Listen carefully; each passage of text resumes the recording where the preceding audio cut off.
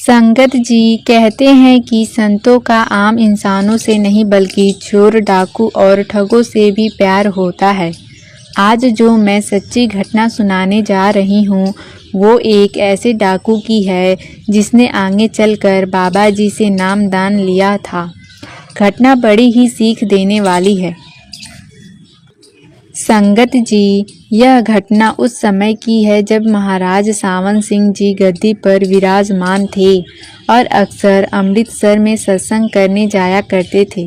एक दिन जब वे अमृतसर की ओर जा रहे थे तो शहर में दाखिल होते ही एक शराबी उनकी कार से टकरा गया और सड़क पर गिर पड़ा।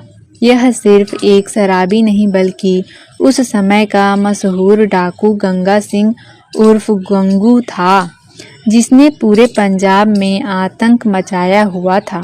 उस दिन गंगू डाकू ने बहुत शराब पी रखी थी और सामने से आती हुई महाराज सावन सिंह जी की गाड़ी से टकरा गया। महाराज जी ने गाड़ी रुकवाया और खुद बाहर निकले। उन्होंने उस व्यक्ति को अपने हाथों से उठाया और उसे सड़क के बीच से हटाकर एक किनारे पर लिटा दिया। फिर वे आगे बढ़ गए। कुछ देर बाद जब गंगू को होश आया तो उसने खुद को सड़क किनारे पाया। उसे हल्का हल्का सा याद आ रहा था कि किसी सरदार जी ने उसे उठाकर एक तरफ कर दिया था। हैरानी में डूबे गंगू ने अपने साथियों से पूछा, वह सुंदर से सरदार जी कौन थे जिन्होंने मुझे उठाकर एक किनारा कर दिया? तब साथियों ने बताया, यह कोई आम इंसान नहीं बल्कि राधा स्वामी के गुरु हैं। राधा स्वामी सत्संग, इन्हें अपना रब मानती है। गंगू यह सुनकर स्तंभ रह गया। हैरानी से बोला, मतलब रब ने खुद मुझे अपने हाथों से उठाया? उसकी आंखों में अजीब सी बेचैनी थी। वह बोला, मुझे इस रब के पास ले चलो। गंगू महाराज जी के पास जाने के लिए तड़पने लगा तो उसके साथियों ने कहा, हमारा काम लोगों को लूटना है, तुम कहाँ राधा स्वामी के गुरु के चक्कर में पड़ रहे हो। लेकिन साथ संगत जी, गंगू को तो महाराज जी ने अपने तक खींचना ही था, क्योंकि गंगू महाराज जी की रूह जो था। गंगू खुद को रोक ना सका। जब गंगू को पता चला कि महाराज जी अमृतसर में सत्संग कर रहे हैं तो वह बिना देर किए सत्संग स्थल पहुंच गया। सत्संग शुरू होने में अभी 20 मिनट का समय था। गंगू सेवादारों से बचता हुआ चुपचाप महाराज जी के पास गया, उनके चरणों में गिर पड़ा और रोते हुए बोला, मेरे रब, हे सच्चे बादशाह, मुझे माफ़ कर दो। मैंने बहुत पाप किए हैं, कई डाके डाले, कई गलत काम किए, लोगों को जान से मारा है, लेकिन अब मैं बदलना चाहता हूँ, मुझे अपनी शरण में ले लो। महाराज जी मुस्कुराए और बोले, कोई बात नहीं, तुम डेरे आकर मुझसे मिलो। अभी तो मुझे सत्संग फरमाना है, इसलिए तुम बाद में डेरे में मुझसे मिलना। इतना कहकर महाराज जी सत्संग फरमाने स्टेज पर चले गए। गंगू ने वहां बैठकर महाराज जी का पूरा सत्संग सुना। लगभग 2 घंटे के सत्संग के बाद गंगू के लिए इंतजार करना मुश्किल हो रहा था। उसने देखा कि सत्संग के बाद संगत नाम दान के लेने के लिए कतार में खड़ी है। कुछ देर सोचने के बाद वह भी चुपचाप लाइन में लग गया। जब उसकी बारी आई तो महाराज जी ने उसे देखते ही पूछा, गंगू, तू यहाँ क्या कर रहा है? पर मैंने तो तुझे डेरे पर बुलाया था और तू यहाँ नामदान की लाइन में लग गया है। गंगू ने हाथ जोड़कर विनती की, हे मेरे सच्चे बादशाह, मुझसे अब और इंतज़ार नहीं होता, इतना ना तड़पाओ मुझे, अभी नामदान दे दो और बख्श दो। महाराज जी मुस्कुराए और बोले, गंगू, तू तो डाके डालता है, शराब पीता है, बुरे काम करता है और संत मत में इन चीज़ों की सख्त मनाही है। अगर परमार्थ के रास्ते पर चलना है और नाम की कमाई करनी है तो तुझे यह सब छोड़ना पड़ेगा।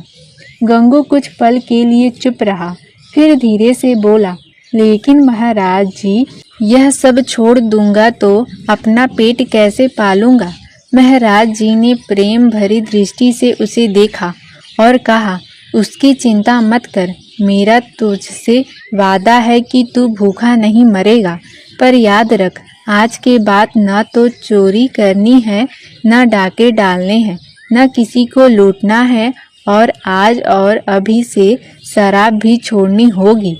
गंगू सिर झुकाकर बोला, महाराज जी, डाके, लूटमार, चोरी और दूसरों को सताने जैसे बुरे काम को तो तभी से बंद, लेकिन शराब नहीं छोड़ सकता। उसकी अनुमति आप दे दो। महाराज जी ने कहा, अगर शराब पिएगा तो नाम की कमाई कैसे करेगा? गंगू ने कहा, मैं आपसे एक वादा करता हूँ कि जब भी शराब पीऊँगा तो आपके सामने नहीं आऊँगा, लेकिन अपने पीछे से मुझे शराब पीने दो। महाराज जी ने उसकी बात सुनी और गहरी मुस्कान के साथ कहा, ठीक है, अगर तुझे ऐसा लगता है तो मेरे सामने मत पीना और न ही पीकर मेरे सामने कभी भी आना।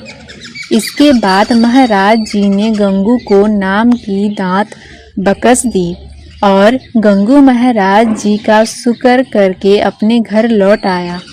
साथ संगत जी, एक शराबी भला शराब कैसे छोड़ सकता था? अब तो सतगुरु से अनुमति भी मिल गई थी। शाम होते ही उसने शराब की बोतल उठाई। जैसे ही वह पीने लगा, अचानक उसके सामने बड़े महाराज के दिव्य दर्शन होने लगे और सोचने लगा, मैंने तो वादा किया था कि महाराज जी के सामने शराब नहीं पीऊँगा और महाराज जी तो मेरे सामने ही बैठे हैं। गंगू ने बोतल को एक साइड पर रख दिया और उस रात शराब पिए बिना ही सो गया। अगले दिन जब उसने फिर से शराब पीने की कोशिश की तो फिर वही हुआ, महाराज जी के दर्शन होने लगे। यह सिलसिला कई दिनों तक चलता रहा। हर बार जब वह शराब पीने लग, महाराज जी का पावन स्वरूप उसके सामने प्रकट हो जाता। एक दिन गंगू ने शराब की बोतल को महाराज जी के स्वरूप के दर्शन के सामने तोड़ दिया और गंगू समझ गया कि महाराज जी मुझे कभी भी शराब नहीं पीने देंगे। अब गंगू हर रोज रात को भजन सिमरन पर बैठने लगा। जब गंगू के साथी देखते तो वे उस पर हंसने लगते, लेकिन गंगू को अब किसी की परवाह नहीं थी। गंगू ने अपने साथियों से भी कहा, भाई, यह सब बुरे काम छोड़ दो और मेरे साथ गुरु धारण कर लो।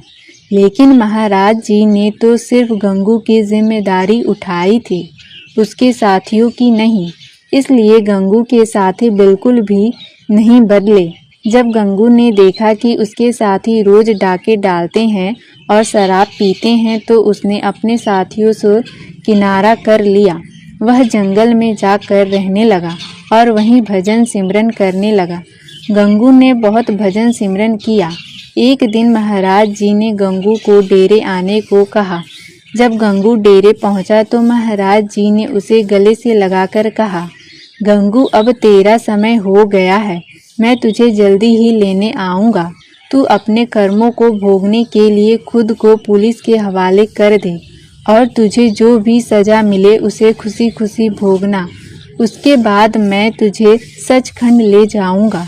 गंगू ने एक बार भी कोई सवाल नहीं किया। वह डेरे से निकलकर सीधा पुलिस स्टेशन पहुंचा और खुद को पुलिस के हवाले कर दिया। उसने अपने सभी गुनाह भी मान लिया। गंगू को जेल में डाल दिया गया, लेकिन वहां भी गंगू खुशी खुशी रहने लगा और भजन सिमरन करने लगा। एक रात गंगू सोया और उसकी सांसें थम गई। गंगू ने चोला छोड़ दिया। महाराज जी उसे अपने साथ ले गए। साथ संगत जी, अब किसी जीव पर गुरु की कृपा हो जाए तो सूली भी फूलों की सेज बन जाती है। अगर गंगू ने सतगुरु की राह ना पकड़ी होती तो एक दिन वह पुलिस की गोली का शिकार हो जाता।